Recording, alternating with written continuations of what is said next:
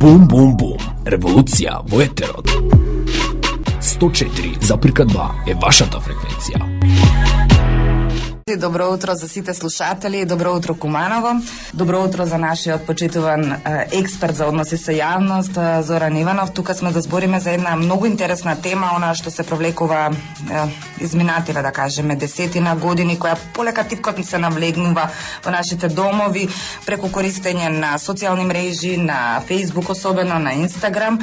Секако мора да напоменеме дека оваа емисија се реализира во рамки на проектот на Сдруженијето Доверба од Куманово за подобро ментално здравје, кое што е субгрантист на проектот Писмено за вести и дигитална писменост, справување со лажни вести, што го спроведуваат Македонскиот институт за медиуми, Институтот за комуникацијски студии, Институтот за медиуми и различности од Лондон со финансиска поддршка од Европската унија.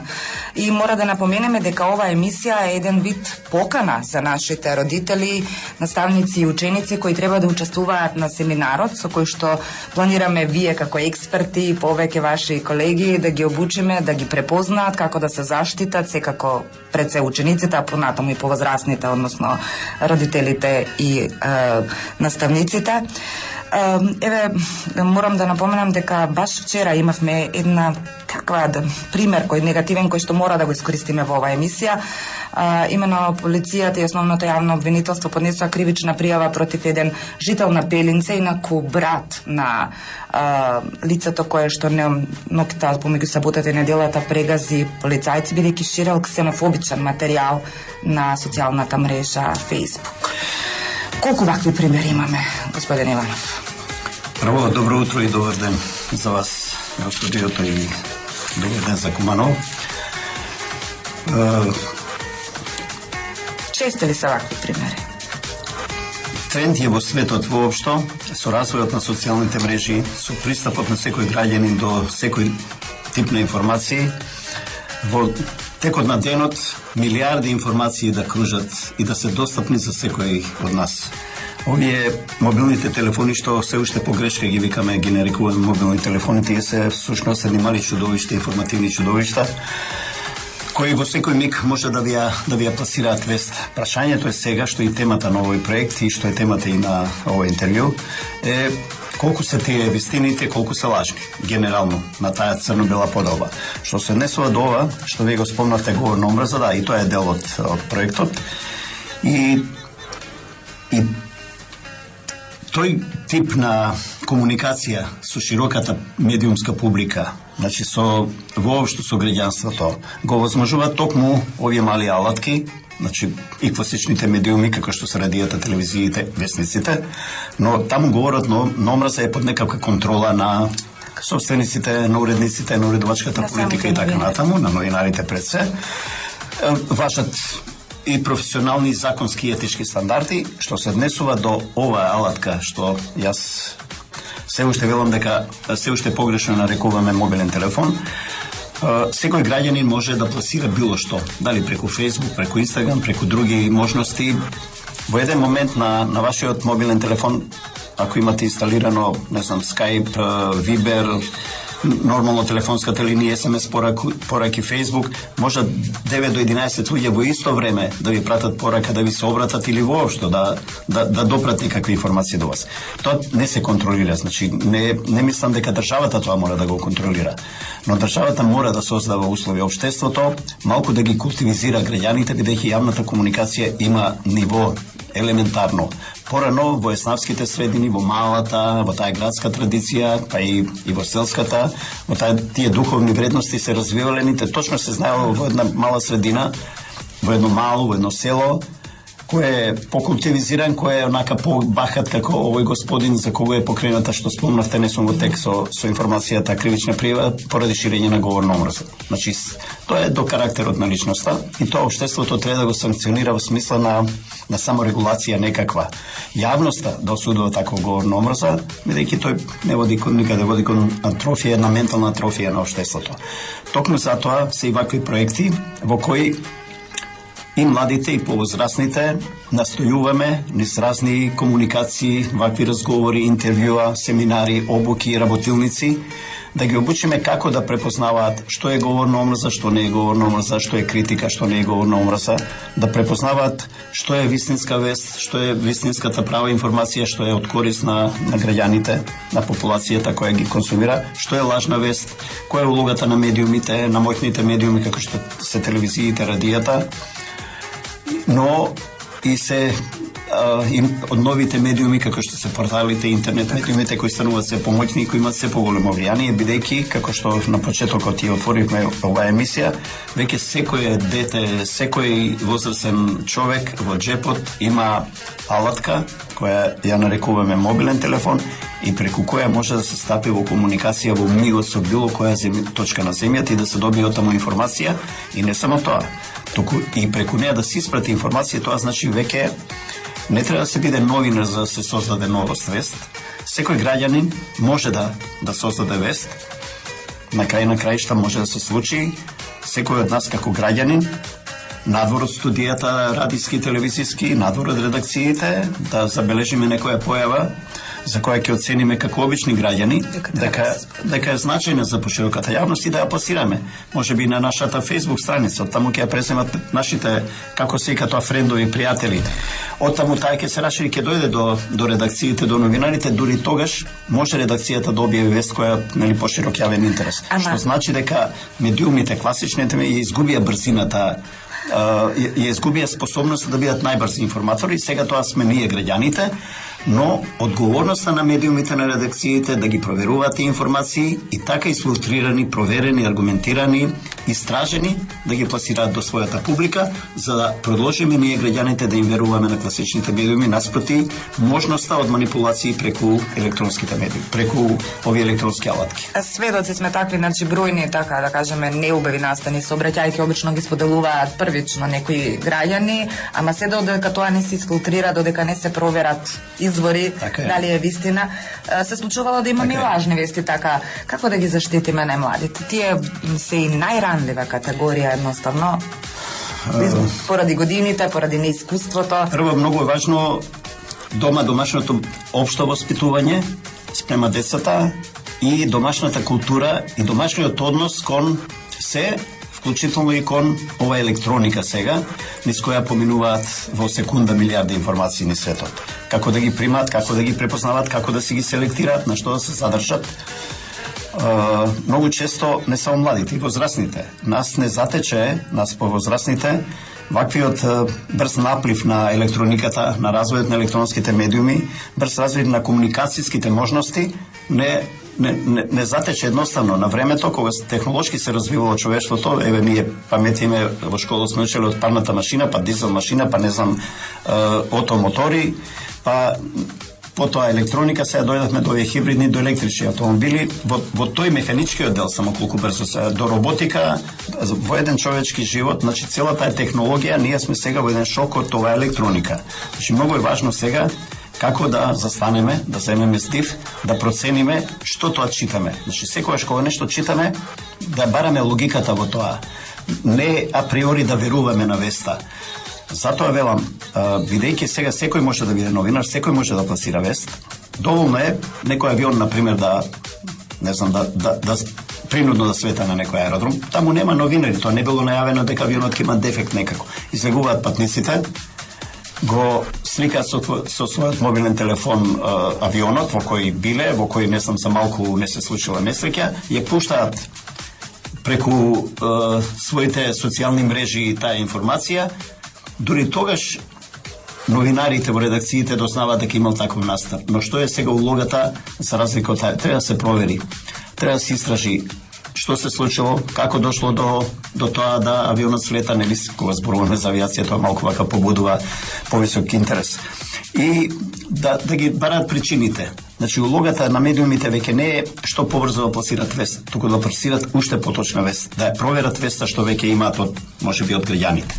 Во тек на разговорот, од најавени настани и појави. Так. Во текот на разговорот ќе дојдеме и до онака кои се клучните, да кажеме, спинови ботови. Во само да ги поканам пред се гледачите на слушателите на Радио Бум да се јават на 031-422-224 и да споделат некоја информација како родителите, професорите се справуваат со лажни вести, како младите имаат негативни последици по нивното здравје, пред се менталното здравје, од тоа што се под притисок на нивните врсници, понекогаш и на повозрасните. Тоа искуство на нас многу ќе ни послужи во понатамошната едукација и да ги поканам да ја отворат социјалната мрежа Facebook на Сдруженијето Доверба, каде што има прашалници, да ги пополнат овие прашалници. Таму има доста навистина интересни прашања, поделени по сегменти и за возрастни, односно за професори, за родители и за самите ученици. И секако на официјалната страна на Сдруженијето doverbaku.org.mk. Кажете ми, како никој вид предзнак на она социјални мрежи, па сега ајде ворете и тие до некаде да шират некакви информации, бидејќи не се едуцирани. Меѓутоа, целиот систем на државата е таков, таа политизираност, таа поделеност по сите основи формираше и ботови. Значи, ја следиме и сега, и предходно и сега, луѓе кои што се формираат, креираат своји собствени лажни профили и не ништат буквално сите.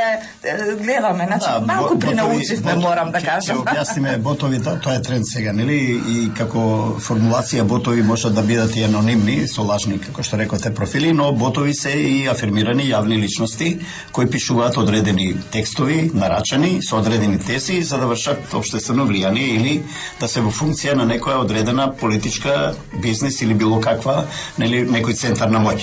Некој што тоа го плаќа. Тоа се, или ботовите се луѓе кои или имаат замаскирано лик, па пуштаат разни тези, кои не кореспондираат главно со вистината, или кои имаат за цел да влијаат врз јавното мислење. Обично се прават пред избори, пред мерење на рейтинзи, се стават во функција на разни политички и други кампањи. Но во светот воопшто последнава декада е тренд се разви една цела наука што се вика потреба од медиумска писменост. Значи, целта е граѓаните да се обучат, да распознаваат што е лага, што е вистина, што е спин, што е вистина, што е подметнување, што не е, што е во, например, телевизиските емисии, каде е манипулацијата во монтажата, кои кадри се форсираат, дури и да не се проговори. Нели, веста може едно да зборува, но позади кадрите да покажуваат нешто друго. Или вие често забележуваме телевизиите, бидејќи се уште највлијателни и најгледани медиуми, каде што водителот чита една најава, малку провокативна, малку невообичаена, слушаш извештајот од репортерот, нема едно со друго заедничко со најавата, значи некој сака да, и тоа е често присутно во нашите медиуми, тука и таму, нешто малку изледе поради тоа што луѓето веќе разбира дека не може со нив така лесно да се манипулира. Добро што тоа спасна малку таа пропаганда, но обично е добра пред избори, пред како овој период тоа знае да се нагласува. Значи во зависност од доредувачката политика. Настано да се прикаже во друго светло, да не се даде вистинската информација, така со негативна селекција на фактите. Се форсираат едни факти, се забошутуваат другите. Телевизиите, например, знаат да манипулираат со кадрите. Значи, вие имате една информација, посади одат други кадри кои оставаат визуелен впечаток кој е посилен од аудио впечатокот, нели, ние гледачите прво забележуваме сликата што каква порака ни праќа. Тоа се тој тип на манипулација. Целта на овој проекти, целта на овие обуки се да се објаснат на луѓето, поготово на младите луѓе, на нивните родители, на учениците, на генерациите кои растат, кои утре ќе стасат да гласат, да се определуваат за политички опции или да водат општествени процеси. Или да креираат било какво мислење. Да креираат било какво мислење, било каква политика, во пракса да распознават што е што е вистина, што е лага, што е подметнување. За жал, вие на почетокот рековме, нашето културолошко ниво, не само нашето, воопшто во светот има многу лаги, многу невистини, многу манипулации, многу пакувани вести, информации, многу вештачки лабораториски создавани. Затоа велам, цела наука се разви како тие да се препознаваат. Како ние, слушајќи ги, гледајќи ги или читајќи ги, веднаш да се запрашаме има ли логика во ова што сега ми го кажува, за да провериме еден извор, втори извор, трети извор. Особено е за нашата средина генерално трагично е за медиумите, за редакциите, што и тие пласираат информации кои ги добиваат здрави се готови. Малку на шега да не ми се налутат колегите, некои генерации ги нарекуваат секој чест, нели, како само држачи на микрофони, без да ги проверат информациите, што изворот на информации ги пласира, значи само како трансмисија. Во ред е, тоа е основната работа на новинарството, да пренесе информација од некој извор.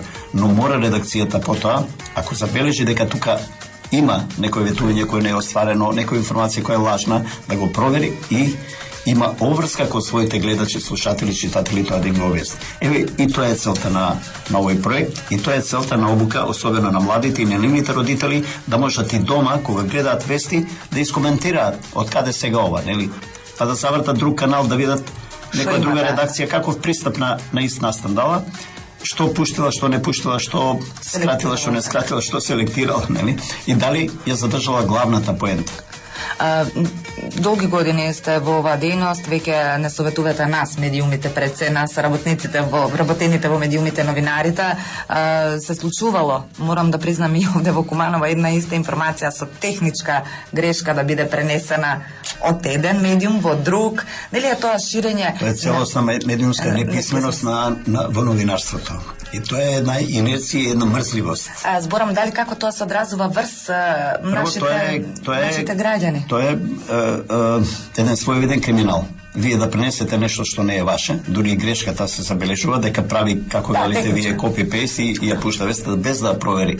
Дури, значи во новинарството има стандарди. Мора секој да го каже изворот на информацијата. Во веста мора да се одржи кој е изворот. Дори во вашата редакција, ако имитува некоја вест, ако некоја друга редакција или поединец на некој свој портал сака да ја пренесе, треба да цитира од каде ја пренесе вест. Прво така себе ќе се заштити ако веста не е веродостојна, но тој сака пред својата публика да покаже дека тој е авторот на веста, дека тој бил на самото место на настанот, од таму се тие појави, но тие се многу препознатливи, поготово кај нас професионалните новинари.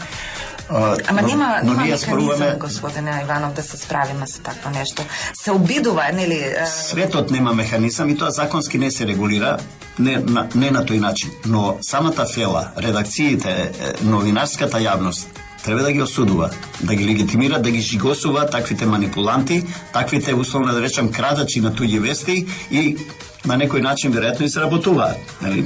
Од реклами си одржуваат порталите со свежи вести. Зошто вас да ве слуша или да отвора вашиот портал каде што сте биле на настан, автентично сте ја премили информацијата, кога тоа може од дома копи-пейст да направи да ја пушти и таа информација без да каже. Никој не знае од нас читателите дали авторот на таа вест бил на настанот или не бил на настанот. Дали таа е автентична или само пренесена. Но затоа вие, кои што ги пласирате оригиналните вести, треба да реагирате. Треба на нас, публиката, да ни кажете.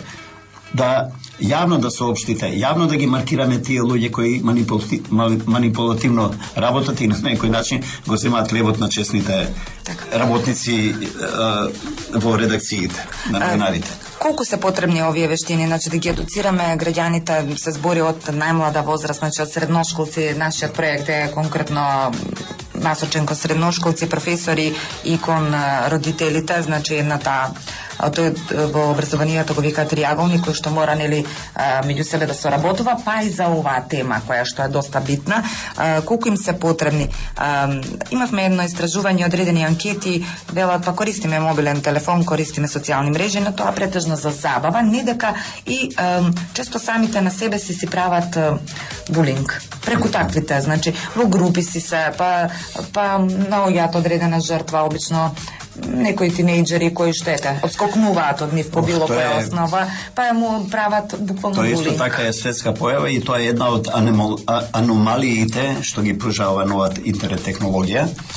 И борбата и против булингот е исто така светски тренд и во него се генерално во светот се вклучени од просветните работници, учениците, родители, па разни експерти од психолози, психијатри и така натаму. Младите преку тоа ја искажуваат својата агресивност, затворени се во тие кругови, во таа мрежа, паукава мрежа на контакти преку своите мобилни телефони и тоа е една една војна под жито која остава длабоки траги кај личностите кои се нападнати, и тоа е исто така тема за обработка. Мислам дека ќе биде дел и од овој проект. Но дел од проектот. Тоа треба, ова што ние сега го зборуваме, значи тие експерти треба да се преселат во училиштата меѓу децата и меѓу родителите и меѓу наставниците, и таму да се отворат заедно сите дебати, заедно да слушаат сите генерации за тоа што се случува, зашто само така јавно и колективно можеме сите да се заштитиме од тој тип на влијание. Тоа е едната димензија. Втората димензија е спиновите, како младите и сите да ги препознаваат лагите. Например, тоа спинување се развива една цела наука во која пиар тимовите измислуваат други теми, не мора да се лажни вести за да покријат главната тема која не одговара например на власта.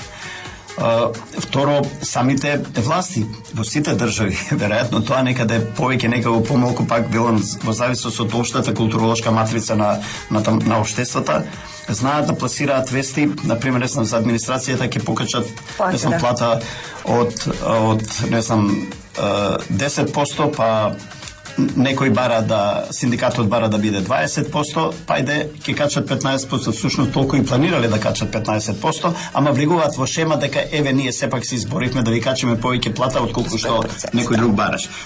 Тие се толку видливи манипулации, но тоа новинарите поготово може да го истражат, и тие имаат професионалната обврска кон јавноста, за разлика од сите други, од нас обичните граѓани кои со мобилни телефони може да видиме, да констатираме некоја ситуација за која сметаме дека е интересна за потесната или пошироката јавност и да пласираме како вест.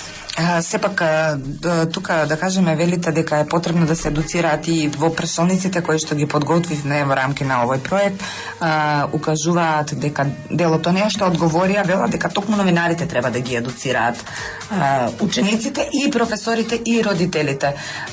Во претходната емисија се јавија и гледачи и бараа вакви трибини да ги организираат самите училишта, значи бараат механизми од државата, односно Министерството за образование и наука, па еве и медиумската вела имаме одговорност. Секако обврска е на државата да овие теми што кои имаат негативно влијание не само кон младите воопшто во општеството, особено кон младите, бидејќи тоа се генерации кои растат и треба да ги носат утре општествените процеси, уште сега да ги разберат манипулациите што ги чекаат во текот на својата животна активност.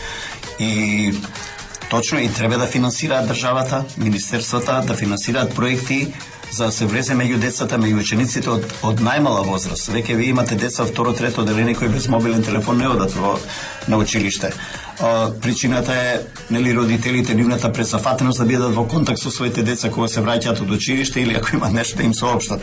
Но тие алатки, кои реков, не се само обичен телефон за комуникација меѓу детето и родителот, на детето му пружаат и други, му отворат многу други слики за кои тоа се уште не е зрело да ги прими, да ги анализира, но едноставно ги консумира такви какви што се, и од таму доаѓа и булингот и тој притисок. Малите сватија, малите злобници, нели, нашите миленици сватија дека преку овие алатки може да не треба да истепат некој свој другаче што не се допаѓа, но може да се организираат да го истепат на овој начин, не се свесни за последиците и самите што намесуваат некому. И тоа ботување е исто така предмет за една општествена, јас би рекол преддржавна институционална елаборација и организирање на разни курсеви, семинари, работилници, каде што поважно е тие теми да ги наметнат сега во училиштата, отколку да скратат подобро од некои класични часови, отколку некои досадни истории за кои тој што ќе студира историја, нели, нека се запише на факултет дека студира историја, но од 4 часа ако имаат по историја, сега малку карикирам, нека смалат на 2, а 2 часа да посветат нова за да ги способат тие луѓе да бидат здрави личности утре. Да, доста често и родителите значи реагираат дека токму веќе нема толку се уште има физичко насилство, меѓутоа поголеми траги остава тоа скриење во една група, правење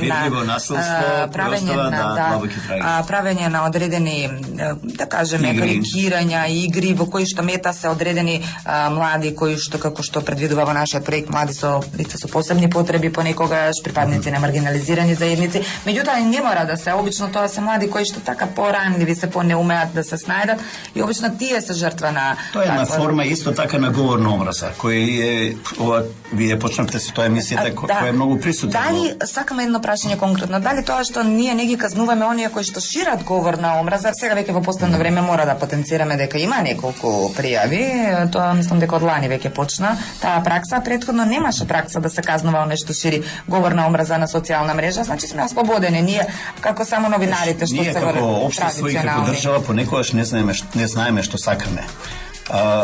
Ако некоја институција се обиде да санкционира некој говор на омраза, тогаш во името на демократијата, на слободата на говорот, нели, ќе се јават одредени структури, ќе вршат притисок да не се санкционира, тоа е работа на културата. Од друга страна па тие што се повредени, тоа немаат заштита елементарна од државата, од институциите, од општеството. И во тоа вагање, нели, што е демократија, колку таа дозволува, значи демократија за луѓе што се пристојни, културни и што бира зборови да не навредат никого.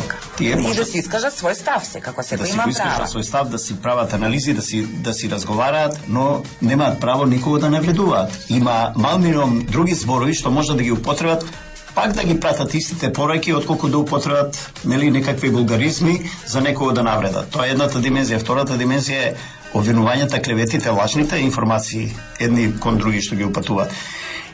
Сега државата тоа го препушта се уште на слободата на говорот, на приватни тужби евентуално, но и судовите тука не се ефикасни. Ако вие како личност преку вашиот Facebook статус не сам навредувате некого, ако тој ве тужи и ако таму судот констатира, а има навреди констатира или клевети, па ако го удри по джеп, не знам, 1000-2000 евра, не знам дали следниот пат ќе употреба такви зборови или ќе биде внимателно, па ќе оди со реторички прашања ако нема докази, нели? Јас сум застапник сите јавни личности да се подложени на јавна критика, но таа јавна критика мора да содржи елементи на една културолошка матрица на комуникација. Но тоа е, ќе видиме натаму како ќе се одвијат работите. Малку се и редакциите и новинарите виновни, сега порталите уште не подлежат под некоја санкционирање, не се влезени во институциите до крај на системот. Но тоа е една слабост и на сегашната легислатива. Таму каде што еден портал е регистриран како редакција, тој треба да има некаква лиценца и да одговара, да има импресум, да се знае кој е уредник, кој е главен уредник, кој одговара за информациите што се пласираат преку него, за да можеме ние, читателите, консументите на тие информации, утре за утре, ако притреба, да се обратиме до институциите да не заштитат од таква агресија.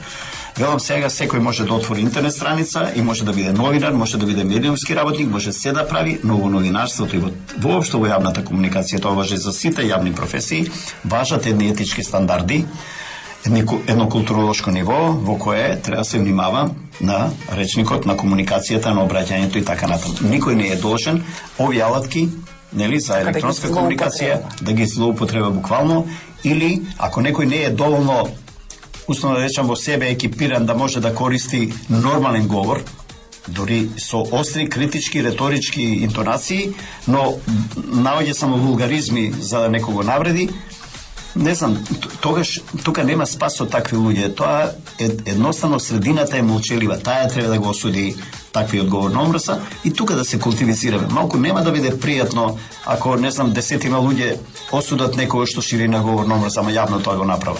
А тоа не се случува. Мислам дека има поддршка генерално, не толку јавна, бидејќи таква е тука менталниот склоп едноставно на балкански простори. Додека нешто нас не допре, ние се мочиме дека не зачука. Меѓутоа има поддршка дека треба да се осуда, дека треба да се преземат нешто.